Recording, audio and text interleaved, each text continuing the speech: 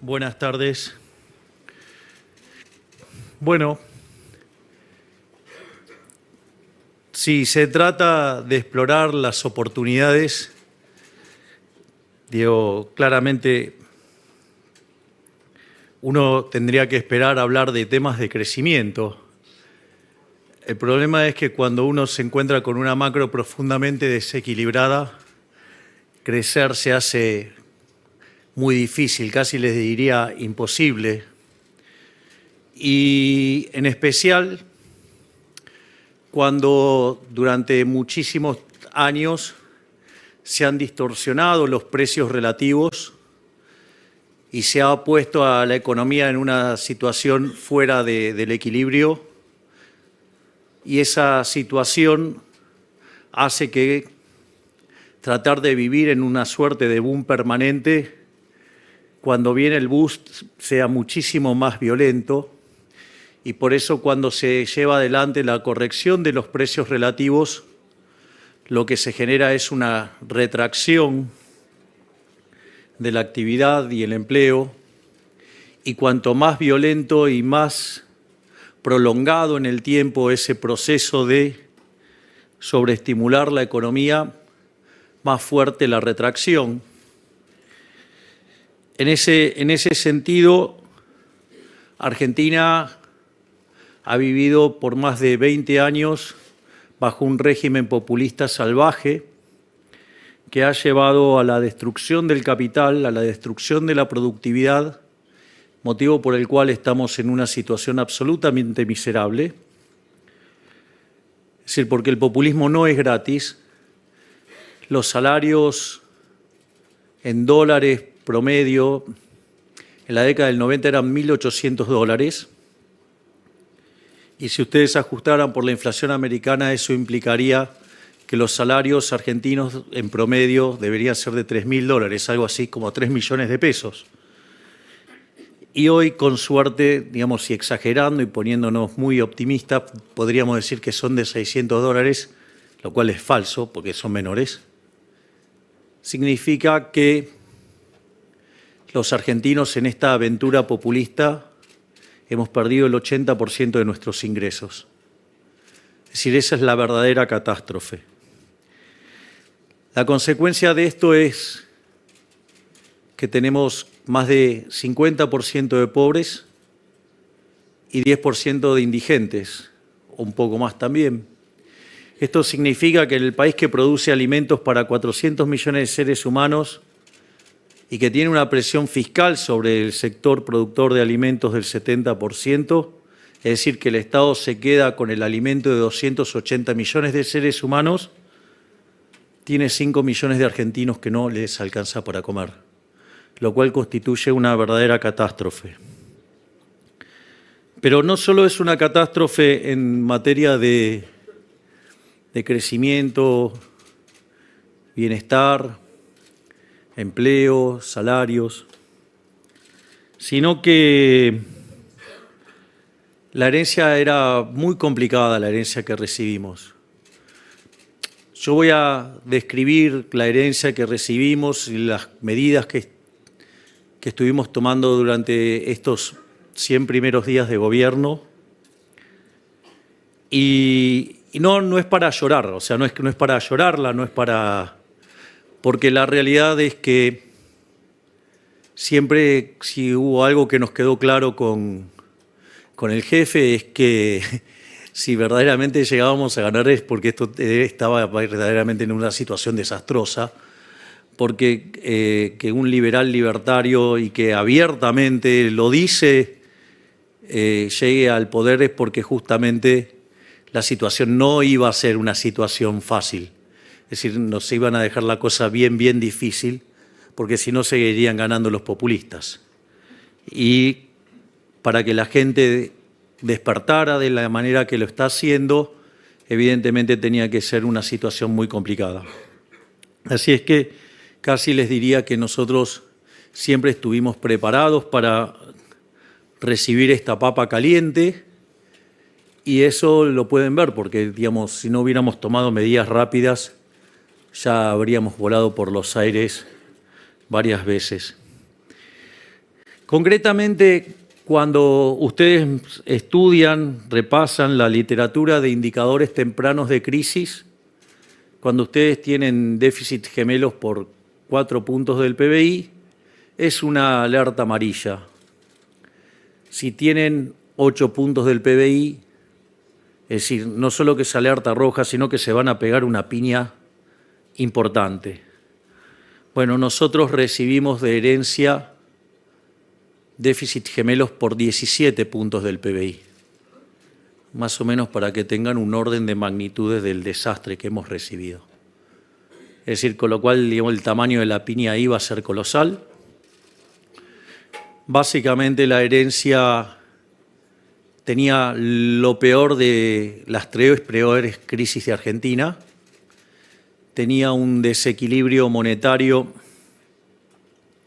que era peor que el que teníamos en la previa del Rodrigazo, en el año 75.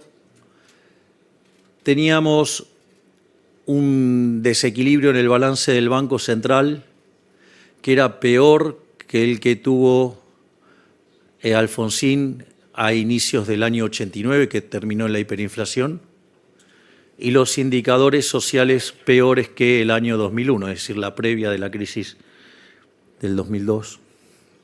Es decir, que era la suma de todos los males literalmente. En ese sentido, ese déficit gemelo de 17 puntos del PBI se componía básicamente de 15 puntos del déficit fiscal consolidado, donde que eran esos 15 puntos, 5 correspondían al Tesoro y 10 correspondían al Banco Central. Es más, para tener un orden de magnitudes del desastre que recibimos, básicamente, si bien durante todo el gobierno anterior se utilizó la emisión monetaria para financiar el desequilibrio fiscal por 28 puntos del PBI, de esos 28 puntos, 13 tuvieron lugar el último año. Tema no menor, si ustedes se ponen a pensar, porque la base monetaria hoy es de 2.6 del PBI, o sea, dejaron cargado una quintuplicación de los precios. Y si además ustedes miran el balance del Banco Central, de tener posiciones en LELIQs que iban entre 30 y 90 días, o sea, 30, 60 y 90 días, toda pasada a pases, con lo cual estaba toda esa posibilidad de multiplicar por 4 la cantidad de dinero en un día. En ese contexto, además, durante la primera semana del mes de diciembre, los precios corrían al 1% diario, lo cual significa que en términos anuales es 3.700% anual de inflación. Si se paraban en las 2 primeras semanas, eso daba 7.500% anualizado. Y si ustedes se fijan lo que fue la inflación mayorista del mes de diciembre, que fue 54%, eso anualizado es 17.000%. Es decir, con lo cual estábamos frente a una hiperinflación. Si la economía había entrado en un camino recesivo ya en lo que era el segundo y tercer trimestre del año pasado, pero se fogoneó con muchísima emisión monetaria tratar de forzar un resultado electoral que no se les dio. Y en ese contexto era fundamental evitar la hiperinflación, pero para evitar la hiperinflación era necesario generar un programa de estabilización bien duro, programa que nosotros lo teníamos y que recién lo pudimos anunciar en el tercer día, básicamente porque teníamos la cuestión de los nombramientos en el Banco Central.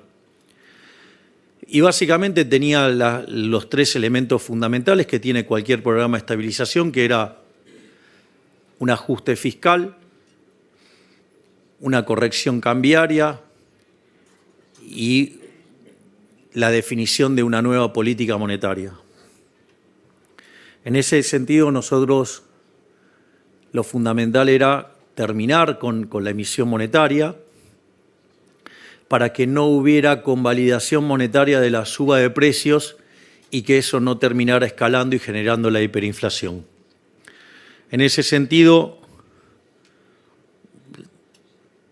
junto a la devaluación que se sinceró, porque básicamente lo único que hicimos fue llevar el tipo de cambio al tipo de cambio de mercado ajustado por impuesto país, y en ese contexto, en el plano fiscal decidimos ir a lo que se denomina la política de déficit cero, pero déficit cero en serio, no digamos mentiroso, es decir, déficit cero en la línea del resultado financiero, es decir, después de pagar intereses.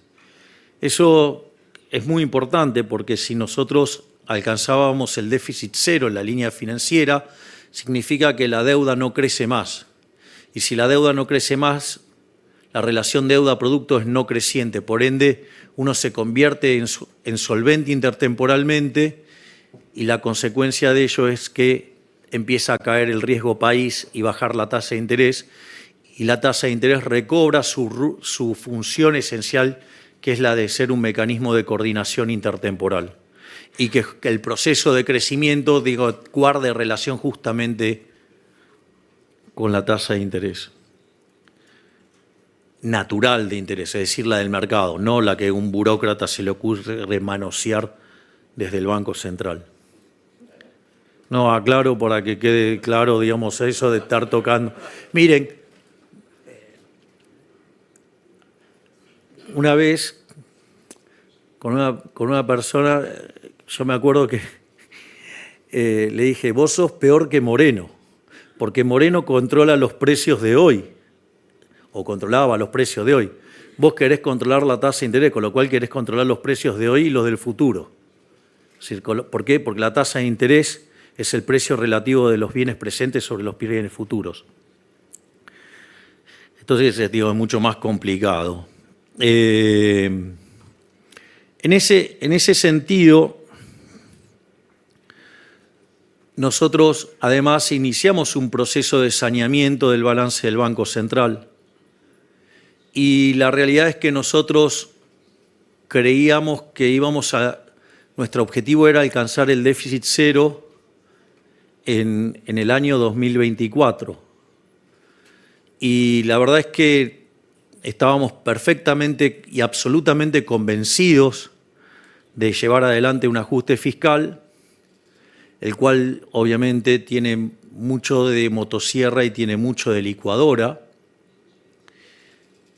Digamos, si lo queríamos hacer rápido, había que usar las dos cosas.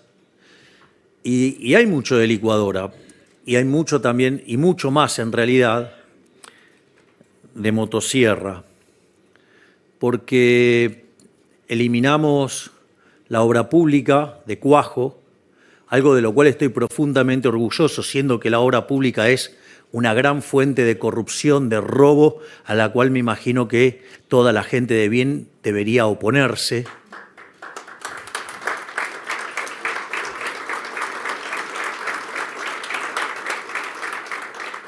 Por otro lado, eliminamos también de cuajo las transferencias discrecionales a las provincias. También, digamos, echamos 50.000 empleados públicos. No solo eso, sino que además se dieron de baja contratos, y fíjense que ahora están cayendo más contratos y van a caer 70.000 contratos. Además, eliminamos 200.000 programas sociales entregados de manera irregular, y en ningún momento descuidamos la política social, porque en el medio duplicamos la UH, duplicamos la tarjeta alimentar, multiplicamos por 3 la asistencia en el plan 1000 días, o sea, a las mujeres embarazadas. No solo eso, sino que además cuadruplicamos la asistencia para útiles escolares y creamos un mecanismo para que las familias de ingresos medios que van a los colegios privados de cuotas bajas, básicamente tuvieron un mecanismo de contención para que los chicos no perdieran el colegio al que asistían y no tener que estar sufriendo el shock de estar cambiando de colegio. Es decir, que también tuvimos una fuerte perspectiva social en lo que estábamos haciendo y además hicimos algo que en su momento, cuando la ministra Petovelo lo diseñó, digamos, el círculo rojo, que cada vez está más analógico, ¿sí? Y que, digamos, no entiende nada de lo que hacemos, porque, digamos, a nosotros ya la era digital nos quedó corta, pero lo interesante es que en un momento la ministra Petovelo anuncia que los programas sociales no tenían que ir a verificar que estaban trabajando. Es decir, en general se dan los programas sociales y se les requería que dieran una contraprestación de trabajo y obviamente, digamos, nadie contó cómo era toda esa situación y entonces nosotros, sabiendo lo duro que iban a ser los primeros meses mientras que el ajuste tomaba lugar, porque aparte, cuando ustedes generan un aumento del ahorro y no tienen contrapartida de inversión, eso genera caída de la actividad y eso hace caer el empleo o hace caer los salarios reales. Y eso, digamos, podía derivar en una tensión social que queríamos amortiguar. Y en ese sentido es muy interesante porque la ministra Petovelo les saca la necesidad de que tengan que verificar que habían trabajado.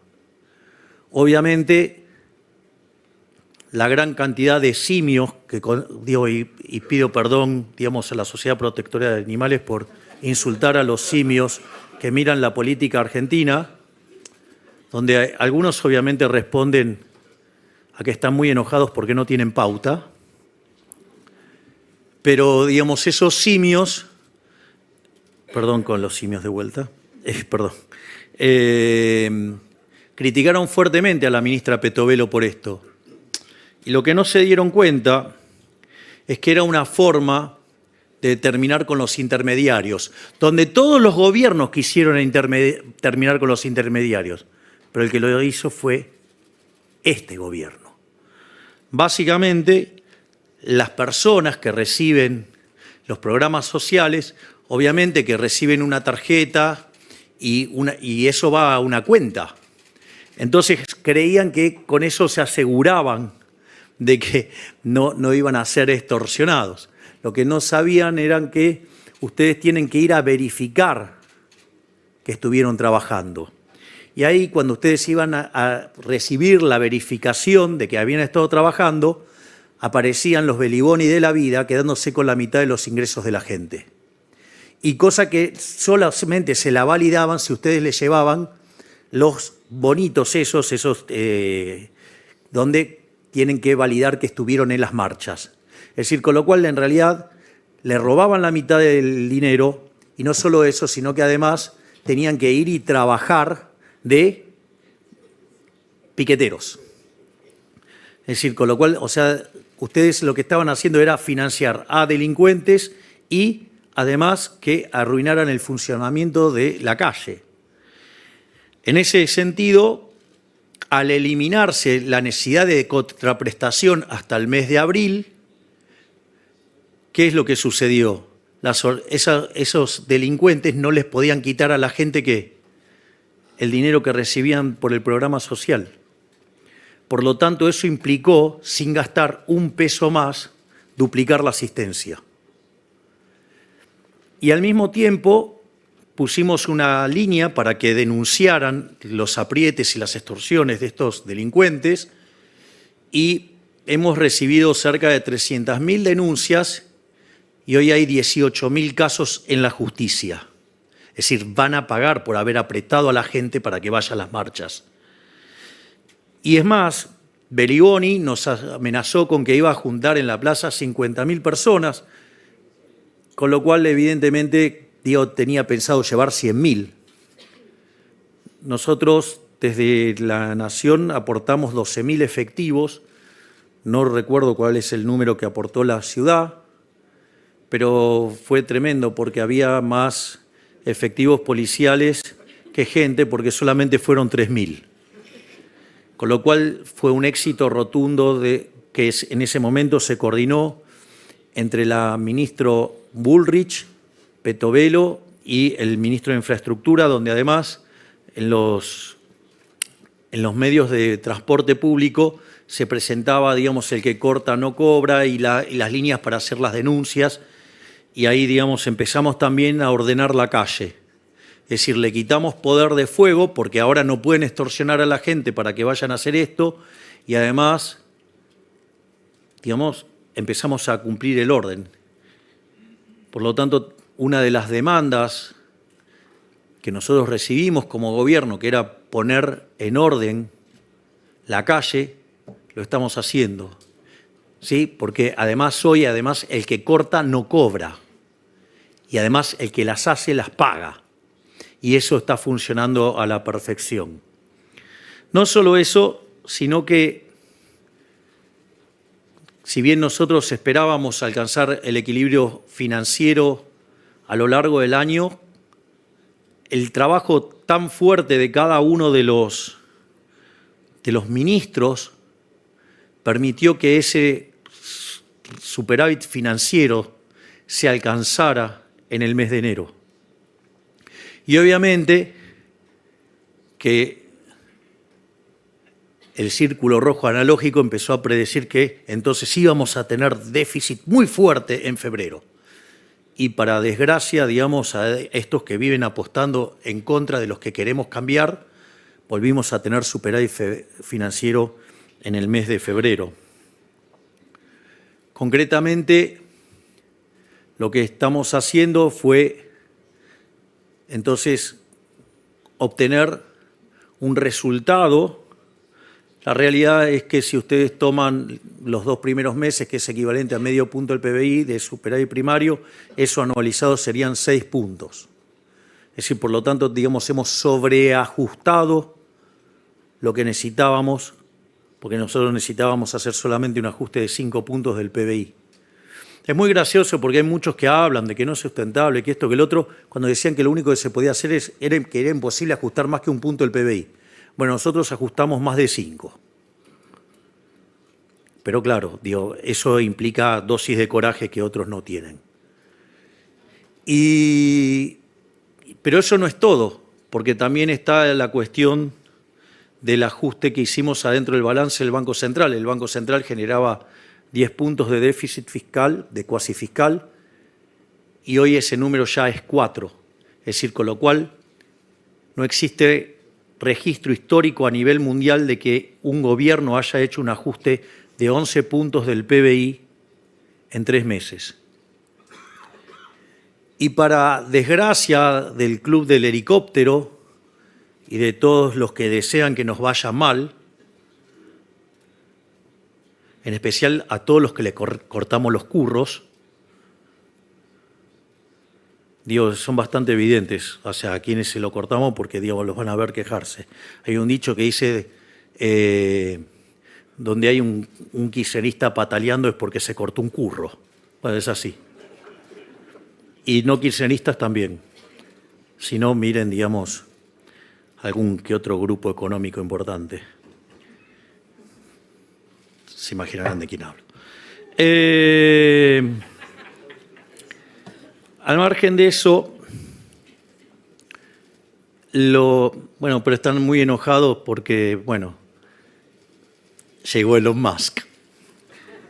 Lo importante de esto es que, frente al desastre inflacionario que teníamos, ya cuando nosotros asumimos el gobierno, en 3 semanas la inflación llevaba 30%, la minorista, y daba para esperar que el mes cerrara en términos de 45%. Y yo recuerdo que porque un fin de semana el periodista Gabriel Anelo, digamos, gran periodista y mejor persona aún, me preguntó qué pasaba, digamos, con la inflación, y yo le dije, la verdad, que si quedaba en 30 era un gran número porque significaba que entonces la cuarta semana los precios se habían detenido y habían dejado de crecer. Y nos encontramos con que fue 25, es decir, que hubo retracción de los precios que se habían fijado de la tercera semana hacia la segunda.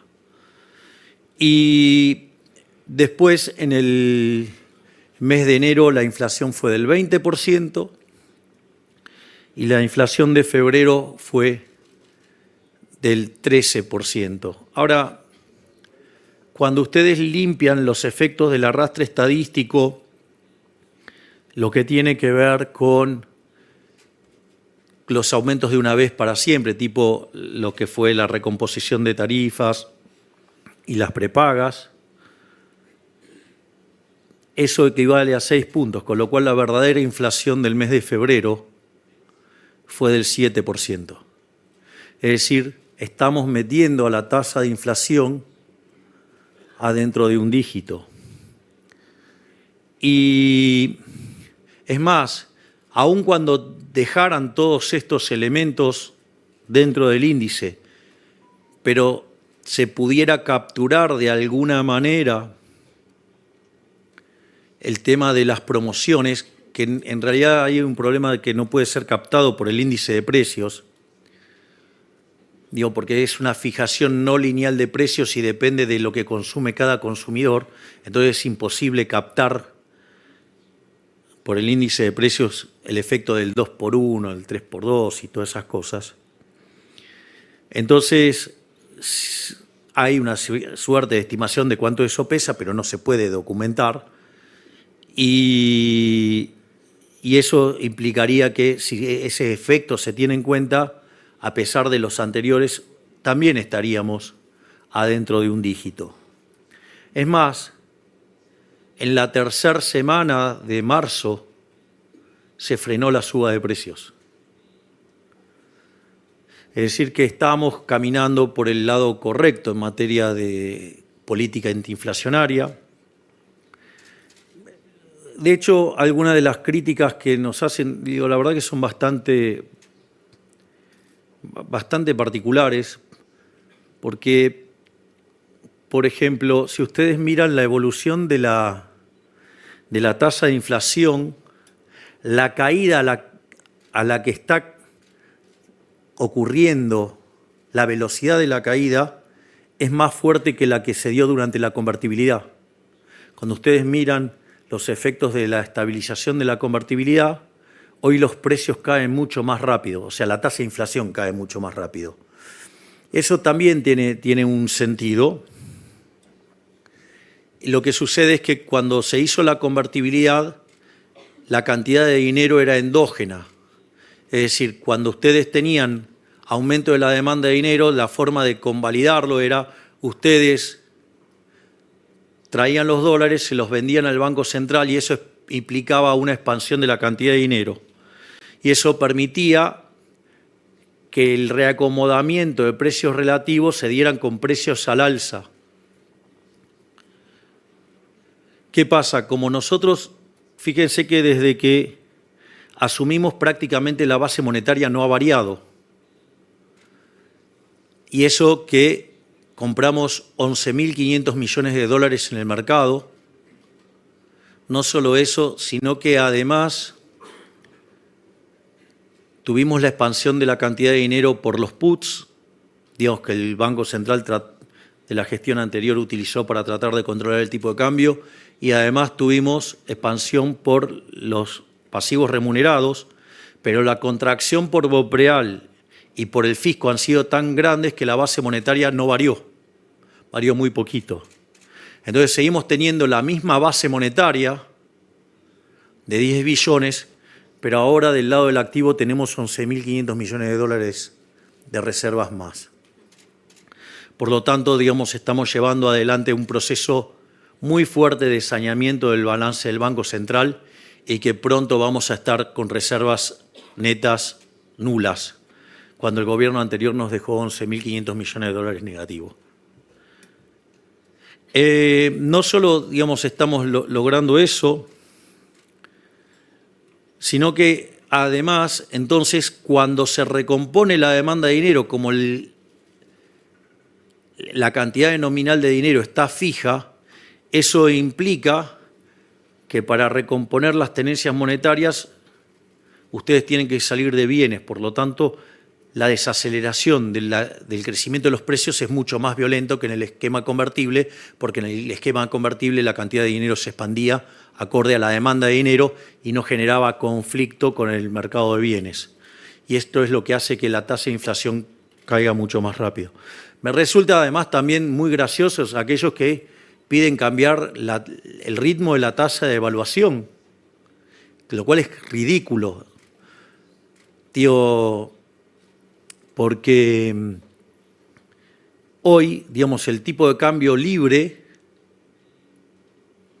no muestra brecha, porque si yo tomo el tipo de cambio del Banco Central de referencia y lo multiplico por 1.175, que es el impuesto país, yo estaría en torno a los 1.060, con lo cual, digamos, no tengo brecha, tengo brecha negativa. Es decir, por lo tanto, digo, si el mercado no lo pone en otro lugar, ¿por qué yo lo voy a modificar arbitrariamente? ¿En función de qué? De una cuenta hecha por economistas brutos. Digo, porque hacen la cuenta esa del tipo de cambio real. Y la pregunta es, ¿o acaso nunca vieron que durante los periodos de crisis el tipo de cambio real es muy alto y en los periodos de bonanzas es muy bajo? ¿O acaso no vieron la tendencia? ¿O acaso las condiciones de oferta y demanda de todos los bienes de la economía argentina y de todo el mundo no han cambiado? Es decir, ¿cómo pueden pretender ser tan arrogantes de determinar cuál es el precio de algo? Si aparte además, hacen ¿el promedio de qué cosa? Si con el desvío estándar que tienen, esos promedios es una burrada hacer eso. Tengo un artículo sobre eso que dice tipo de cambio real cuando los economistas son parte del problema. Y además implica un problema de una fatal arrogancia o grosera, porque además implicaría, digamos, conocer las preferencias, la tecnología, digamos, y las dotaciones ya no solo de nuestra economía, sino que además la del resto del mundo. O sea, parece bastante patético, digamos, creer que pueden tener toda esa información para tomar todas esas decisiones. Es decir, lamentablemente en Argentina la educación pública, porque toda es pública, puede ser de gestión privada o de gestión estatal, ha hecho muchísimo daño lavando el cerebro de la gente y llevando a la lectura de autores que verdaderamente han sido verdaderamente nefastos para la historia de la humanidad, y en especial para Argentina. Yo siempre hago el chiste que si ustedes van a la Universidad de Buenos Aires, a la Facultad de Ciencias Económicas, y le preguntan quién es Ludwig von Mises, le van a decir que es el 9 de Holanda. Y para otros es el mejor economista de todos los tiempos junto a Murray Newton Rothbard. Eso sí, al barbudo sí lo conocen. Al barbudo alemán, digamos, a ese empobrecedor de Marx, a ese sí lo conocen. Y, digamos, a Lord Keynes también. Es decir, pero si le preguntan por Milton Friedman, le van a decir que era un asesino asesor de Pinochet, lo cual es falso. Y si le hablan de Friedrich von Hayek, le van a decir que por culpa de él hundieron el Belgrano. O sea, una cosa así de poco ideologizada está la educación. Entonces, bueno, ¿qué se puede pretender de un burro más que una patada? Entonces hablan del tipo de cambio real y del cuál es el equilibrio, como si pudieran saber qué es eso. Pero más allá de esta situación, lo otro gracioso es si tengo la curva de los futuros del dólar alineada con el crawling peg que está llevando el Banco Central, ¿por qué tendría que además devaluar? O sea, es increíble, es ridículo. Es decir, están viendo los datos de mercado y no. O sea, está todo el mercado equivocado. Se parecen a Keynes. Hay una frase, es increíble porque cuando los keynesianos hablan del gran inversor que era Keynes, Keynes se dedicó a las finanzas y quebró como una rata. Claro, quebró como una rata y el argumento, si ustedes miran el libro el Valuation de Damodaran, está la frase de Keynes, dice, digamos, Keynes era tan arrogante que dice, no, claro, o sea, de nada sirve, digamos, tener la razón cuando todo el mercado está equivocado, van a perder igual. Entonces estaban todos equivocados salvo él, pero como se pusieron todos en contra de él, perdió plata y así quebró. Le tuvo que ir a pedir la escupidera al padre, que era amigo de Marshall, tomó un curso de 6 meses y ahí lo incorporaron a Cambridge. Y cuando dice que era un gran inversor, era todo mentira, porque en realidad, como era una persona con mucha influencia en la política inglesa, entonces estaba de los dos lados del mostrador. Entonces, durante la guerra y demás, entonces él y la Gran Depresión, o sea, estaba tanto en Inglaterra como en Estados Unidos. Y el señor Keynes, la fortuna que hizo, la hizo a la luz de hacer algo que hoy, por lo cual hoy iría preso, que es el inside trading. Es decir, tomaba información del gobierno americano que iba a utilizar sobre determinadas cosas y con eso tradeaba. De hecho, digamos, de vuelta, es como la película Wall Street. Y, digamos, o sea, Gordon Gekko era un bebé de pecho al lado de Keynes. Es decir, así que tampoco es otro mito de que era un gran inversor. O sea, el tipo jugaba con información calificada. O sea, a nadie se le ocurría, a él sí. Por eso después vinieron todas las regulaciones que hay en Wall Street al respecto. Entonces, la verdad que también parece bastante cómico esto de que tengamos que cambiar el crawling peg cuando, digamos, está toda la curva de futuros alineada con la política monetaria. Y en todo este contexto, dado la determinación que tenemos con el tema de la política del déficit cero, yo suelo decir que me he atado a la política del déficit cero como Ulises al palo mayor, con la ventaja de que yo además tengo a mis ministros que le pegan tiros a las sirenas. Con lo cual vamos bien.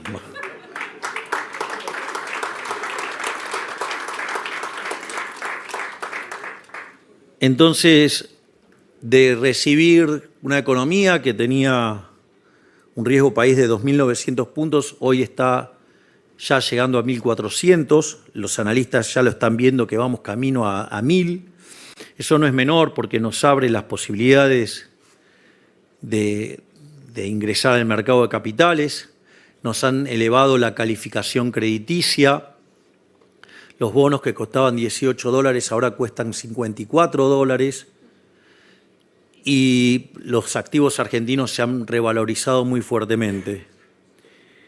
Y cuando hoy ven el dato del PBI, es cierto que en el primer trimestre cayó cerca de 4,5, pero también es cierto que los analistas esperaban que cayera 6. Es decir, estamos haciendo un ajuste mucho más fuerte que el que preveían los analistas y estamos cayendo menos. Y eso también alienta la idea de una salida en B corta. Apareció un dato muy interesante de la consultora Orlando Ferreres, y es que el desestacionalizado de febrero dio positivo, o sea, un poquito, con lo cual nosotros no nos ilusionamos con ese número, pero por lo menos pareciera que vamos a estar encontrando en algún momento cercano en el tiempo ya el piso.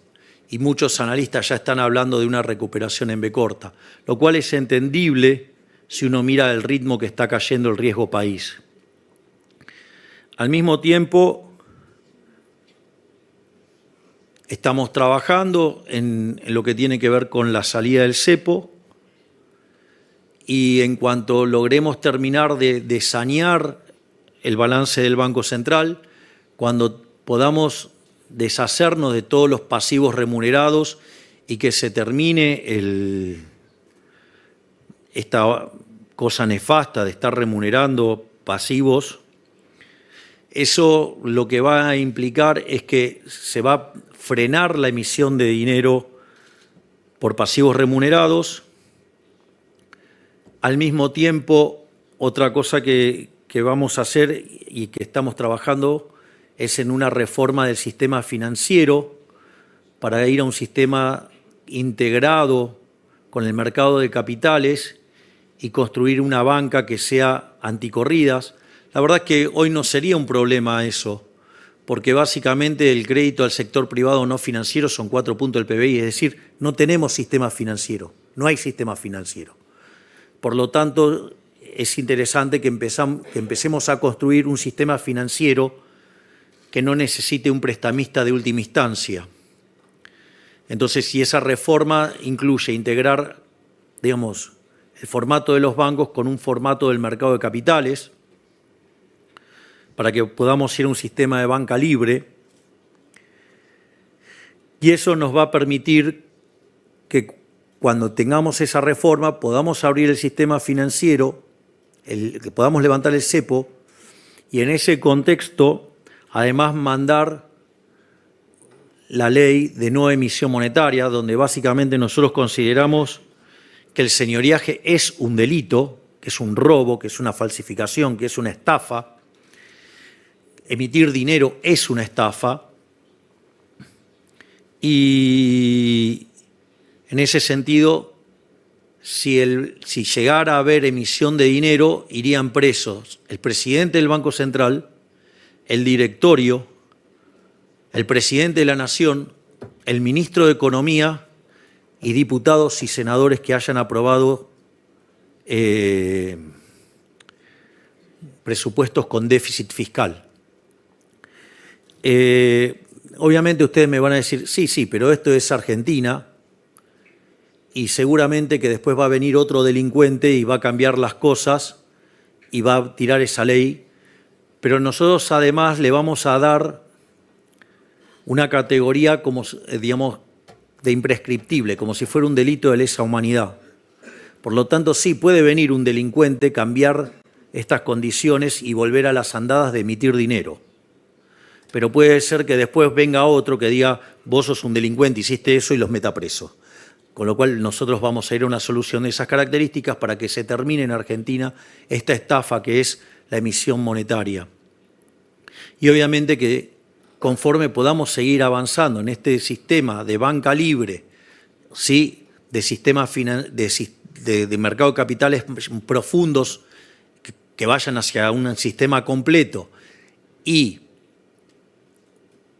hayamos frenado la emisión por redescuentos, la emisión por pasivos remunerados, la emisión para financiar el fisco, directamente tenemos tipo de cambio libre con la cantidad de dinero fija y si es necesario que ingrese más dinero al sistema, lo va a ingresar los propios agentes. Por ejemplo, abren el colchón y van y, digamos, empiezan a hacer transacciones. Es decir, con lo cual la monetización de la economía la van a ir dando los propios individuos con las monedas que quieran transar. Aparte, competencia de monedas, o sea, tiene una consecuencia muy interesante. Y es que, por ejemplo, si ustedes están en el sector de petróleo, como Alejandro, puede hacer transacciones con sus pares del petróleo en WTI. O si están en el negocio del gas, pueden hacer transacciones con otros en BTU. Si están en el sector del campo, pueden hacer transacciones con otros con la soja en Chicago. Y así sucesivamente, cada uno va a tener su propia moneda. Esto es equivalente a tener una canasta de monedas donde los ponderadores los determina endógenamente la gente. En lugar de determinarlo un burócrata a dedo, ¿sí?, lo cual que siempre lo va a hacer mal, y si lo hiciera bien tendría que ser este resultado, y para eso lo hacen los agentes, así que no necesitamos un burócrata metiendo el dedo en ningún lado, porque en realidad ya saben dónde termina el dedo y más que el dedo termina siendo el brazo, donde meten.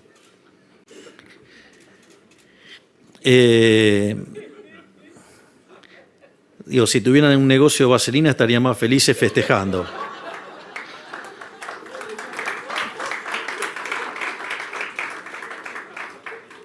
Entonces, en ese contexto, Lo interesante es que, además, entonces, una vez que logremos esto, vamos a poder abrir el cepo.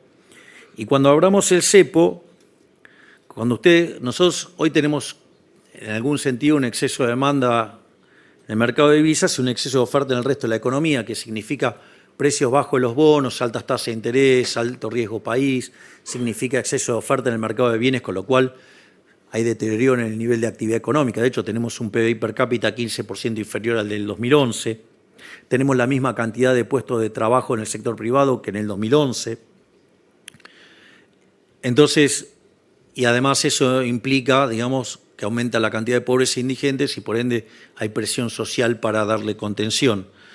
Naturalmente, el momento en que uno cierra ese exceso de demanda en el mercado de divisas, se van a cerrar todos los otros excesos de oferta, lo cual va a implicar que el precio de los bonos va a subir, que la tasa de interés va a bajar, sí, que se va a cerrar el desequilibrio en el mercado de bienes con expansión económica, con mejoras en los salarios reales, con mejoras en el empleo, con caída de pobres e indigentes. Y ahí, digamos, la economía va a empezar a rebotar. Y a pesar de que las instituciones inmundas que tenemos, como la economía está muy descapitalizada como consecuencia de más de 20 años de populismo, es decir, aún así podemos crecer y generar crecimiento económico genuino y sin inflación. Y todo esto lo podemos hacer a pesar de la política. Es decir, a pesar de todos los palos en la rueda, a pesar de todas las porquerías que nos hacen, pero ¿saben qué? Hay algo que es maravilloso. Algo que tampoco, digamos, el círculo rojo analógico no lo ve. Miren, todos los DNUs que se mandaron en Argentina, todos fueron destinados a generar regulaciones, o sea, quitar libertad de mercado, hacer mercados más concentrados, regalarle negocios a los amigotes, ¿sí? Curros enormes, y sobre todo cercenamiento de las libertades individuales. Digo, a punto tal, digamos, recuerden lo que hicieron en la pandemia esta manga de delincuentes. Y sin embargo había gente aplaudiéndoles que nos encerraran. Ahí nadie, digamos, nadie se opuso a toda esa catarata de DNUs. Nuestro DNU es el primer DNU en la historia que devuelve libertades individuales, hace que los mercados sean más competitivos. Fíjense lo maravilloso en el tema de alquileres, ¿no? Digamos, o sea, no se podía conseguir una propiedad, nada. Se duplicó la cantidad de viviendas en alquileres. Los precios en términos reales cayeron de los alquileres. Se expandió fuertemente ahora el mercado inmobiliario durante el mes de febrero. Es decir, mire las cosas interesantes que logra el DNU, que aún sigue vigente, pero que, digamos, tuvo un traspié en la Cámara de Senadores, que, dicho sea de paso, no es tan malo, porque si nosotros solo tenemos 7 senadores y tuvimos 25 votos, tan mal no nos fue. Hay una mejora, es decir, hay gente que está apostando al cambio, pero obviamente, como esto también toca curros de la política, evidentemente, como los políticos no quieren ceder sus curros, no quieren ceder sus privilegios, no quieren ceder nada, entonces prefieren hundir en la miseria a los argentinos con tal de mantener sus privilegios de casta. Por eso voltearon el DNU. Y esto es muy interesante, porque si yo le hubiera dicho que en 2 meses, 3 meses íbamos a poder ordenar el espectro ideológico argentino, ustedes me hubieran dicho que estaba loco.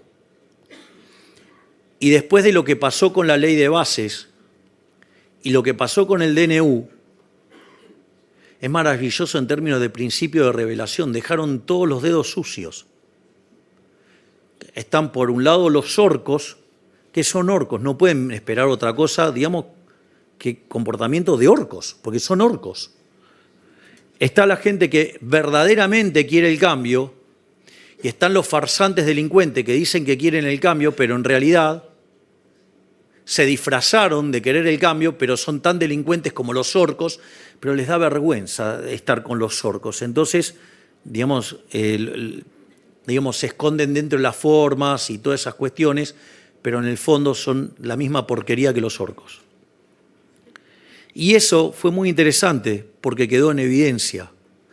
Tanto la votación en diputados, en los artículos en particular, como en el Senado el otro día, los dejó en evidencia.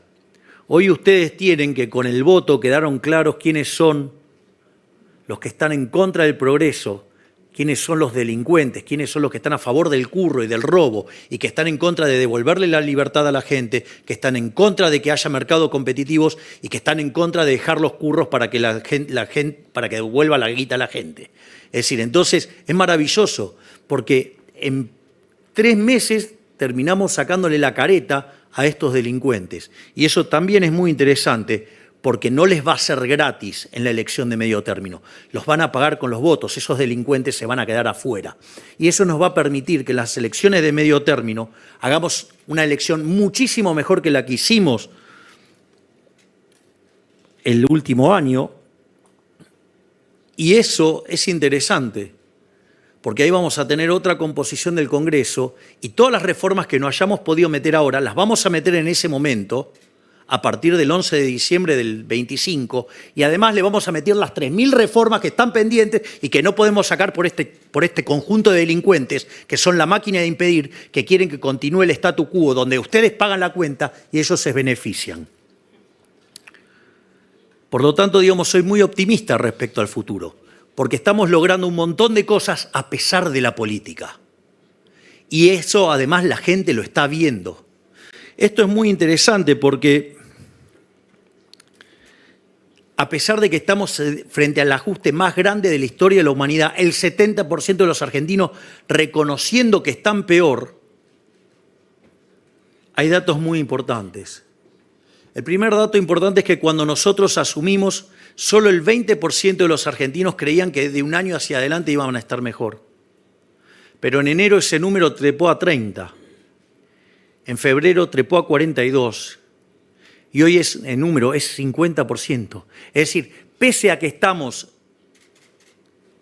peor en el presente, el 50% de los argentinos están convencidos que de acá para adelante vamos a estar mejor.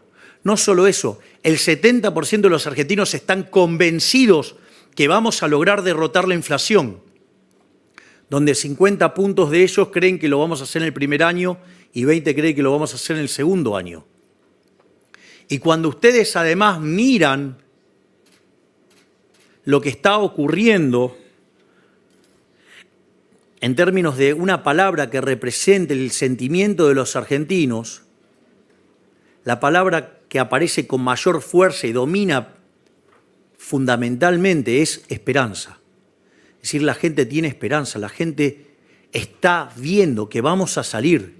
Es decir, hay luz al final del camino y la gente la está viendo a pesar de que hoy la está pasando mal. Se dio cuenta que el populismo no lleva a ningún lado. Se dio cuenta que la solución es abrazando las ideas de la libertad. Y eso no es menor. Si hoy fueran las elecciones en un balotaje, hoy estaríamos sacando un 58%, es decir, sería 58-42, estamos, en lugar de más 12, estamos más 16. Y cuando ustedes le preguntan a ese grupo, digamos, a quién votaría en primera vuelta, votaría por La Libertad Avanza con 48%. Es decir, mejoramos el caudal de voto en un 60% respecto de lo que obtuvimos. Y eso significa que con eso solo ya ganaríamos en primera vuelta, porque la segunda persona en intención de votos es la señora Cristina Fernández de Kirchner con 20. Pero no solo eso, hay 10 puntos que si vamos por el caso más rudimentario, mitad y mitad, 48 y 5, 53. Por lo tanto, lo que quiero decirles es que hay esperanza. ¿Saben por qué hay esperanza? Porque la gente se despertó. Decidieron dejar de ser corderos y decidieron ahora ser leones. Por lo tanto, hay esperanza porque los argentinos están abrazando las ideas de la libertad. Por lo tanto, no solo que yo les voy a decir que vamos a estar mejor. Ellos ya saben que vamos a estar mejor. Por lo tanto, Argentina sí tiene futuro, porque ese futuro es liberal. Muchísimas gracias.